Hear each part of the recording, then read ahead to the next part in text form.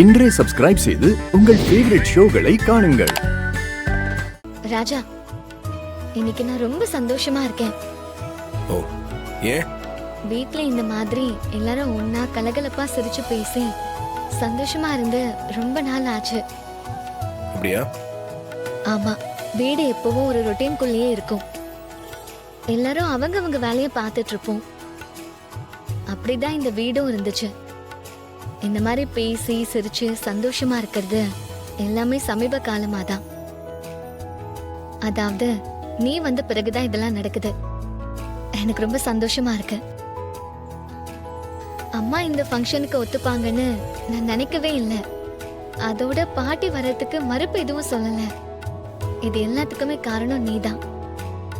இந்த சந்தோஷம் எப்பவும் இந்த வீட்டிலே இருந்துகிட்டே இருக்கணும். உன்னாலதான் அது முடியும். மனசுல இருந்து தோன்ற ஒரு விஷயத்த சொல்றேன்.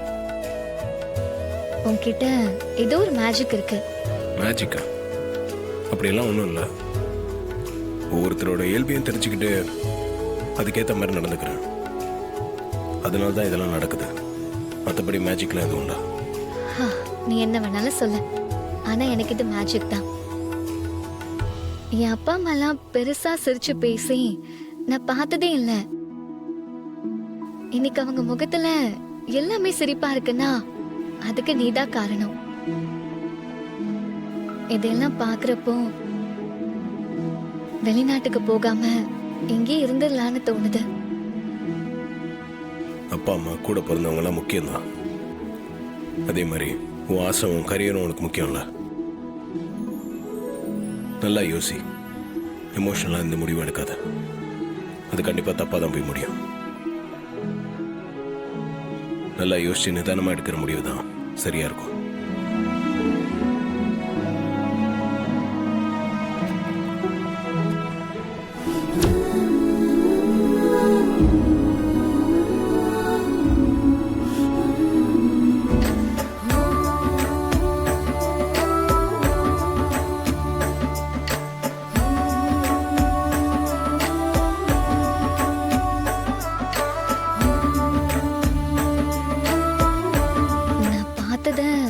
ஒருவேளை இவன் பார்த்திருப்பானோ?